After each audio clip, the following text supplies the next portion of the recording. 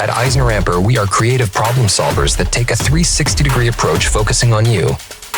We're an award-winning firm with decades of experience. EisnerAmper. Let's get you ready.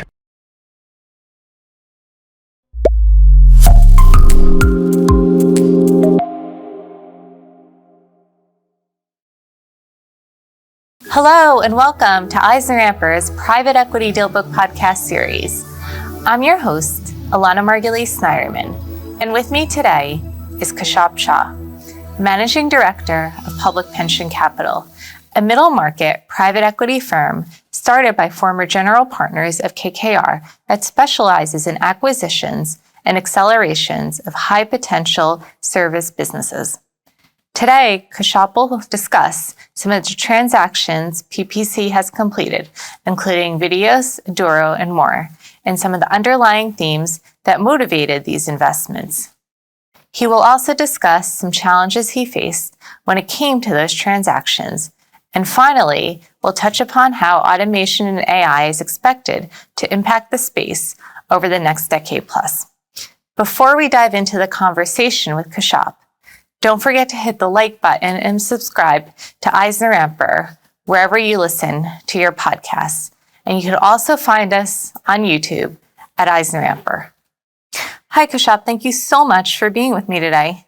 Thank you for having me, Elana. Absolutely. So to kick off the conversation, tell us about PPC and how you got to where you are today. Sure. PPC, or as it stands for Public Pension Capital, is an investment firm founded by Perry Golkin and Mike Tokars, having spent decades at KKR. Today, the firm manages over $1.5 billion in assets, focusing on lower middle market investments across three key industry verticals: business and financial services, which is an area that I focus on, industrial services, and healthcare. We typically invest between $30 to $40 million on the lower end and up to $140 to $150 million in both minority and controlled positions. The firm recently completed our 10th anniversary, and the funds have produced attractive returns across vintage years. One of our key differentiators is our open-ended fund structure, which allows us to raise capital annually, specifically on March 31st every year. Our existing investors often reinvest, and new investors have the opportunity to come in at that time. Today, our LP base includes pension plans, endowments, and insurance companies. The fund's corporate governance and economic structure are unique, featuring a board of investors that plays a role in setting the annual management fee, carried interest structure which is advantageous to the LP, and the flexibility for any investor to unilaterally reduce its unfunded and unreserved capital commitments annually after an initial commitment period. As for my background, I've been working with the founders of PPC for over a decade. I started as a chartered accountant before transitioning into investment banking, and ultimately, which led me to my private equity investment career. Kashyap, loved hearing your journey. As a follow-up, could you talk a little about the investments you've made during your career, including Videos, Duro, and more? Sure. My investment focus lies at the intersection of technology, financial services, and outsourcing. In 2017, we invested in Videos Fund Services, a leading provider of middle office and shadow accounting services for some of the world's most complex alternative asset managers. We had a very successful partnership with the management team. That business is now a part of CSC, based out of Wilmington, Delaware, following its acquisition of the Intertrust Group. In 2020, we partnered with Brom Rickey at Aduro Advisors, a fund administrator specializing in venture capital. Brom and his team have built a strong platform supporting managers in the startup ecosystem. Last year, we brought in Vitruvian Partners as an investor alongside us and the management team to further scale the business. Most recently, we partnered with Gurvinder Singh at Indus Valley Partners, or IVP, a provider of technology and solutions for private credit and hedge funds. We are IVP's first institutional partners and are excited to support the company's growth, expanding across asset classes, broadening service offerings, and investing in modern technologies. Kashyap, as a follow-up, what are some of the underlying themes that motivated those investments you talked about? At the core of all of these investments is technology and solutions catering to the large and growing alternatives market.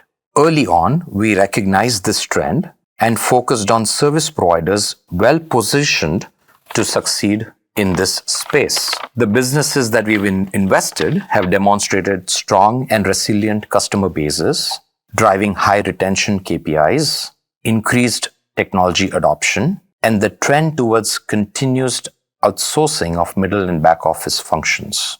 Additionally, expanding valuation multiples and a strong industry push towards consolidation through inorganic growth opportunities has driven some of our focus in this space. A common thread across all of these investments has been the presence of exceptionally strong management teams, partners we are incredibly proud to have worked with. Kashyap, on the other hand, what are some of the greatest challenges you faced when completing those transactions you discussed? Well, without going into the specifics, in general, diligence around operations and technology has been a key focus area. Are the solutions and offerings positioned to continue to win in the future? Are the disruptive technologies that are out there going to help the businesses that we have been investing in? Are the advancements in enterprise data management, ML, AI, LLM tools areas which our companies could benefit from? That has been one of our key areas. I would say outside of that, complex national, international transaction structuring. In a few cases, we in fact have needed operational restructuring of the businesses before we could invest. The cross-border nature of some of the operations, the critical customer behavioral patterns or concentration issues, ability to lever up some of these businesses who were in fact first-time issuers of credit are areas that we've spent a lot of time with. I think another area to mention is the management team incentive structure, which has been a very important area and has helped us drive results with some of these investments. Kashyap, AI and automation have been hot topics for the industry, and would love to hear your thoughts on how they are impacting the space and how they're expected to over the next 5-10 years plus. AI and automation will have a profound impact on private equity over the next 5 to 10 years, reshaping how firms like ours source deals, conduct due diligence, manage portfolios, and engage with investors. It is in fact an area where we are most excited and spending a lot of time unpacking and ideating the winners of tomorrow. For example, when it comes to deal sourcing and origination, AI-driven screening, which helps to scan vast amounts of structured and unstructured data to identify investment targets, is something that we are focusing on. Bringing in predictive analytics to help forecast industry trends, using automated outreach functionalities within AI, or automated financial analysis where AI can be rapidly deployed to analyze financial data, EBITDA trends, working capital efficiencies, significantly reducing the manual effort in some of these functions. Another area where we have been thinking about is the use of NLP and LLM tools to review documents, contracts, compliance reports. A lot of these technologies can process information much, much faster than human analysts can do. I think private equity firms that effectively integrate AI will gain a competitive edge in deal sourcing, due diligence, portfolio management, and value creation. Kashyap, I wanted to thank you so much for sharing your perspective with our listeners. Thank you very much, Elana, for having me. And thank you for listening to the EisnerAmper podcast series. Visit EisnerAmper.com for more information on this and a host of other topics. And join us for our next EisnerAmper podcast when we get down to business.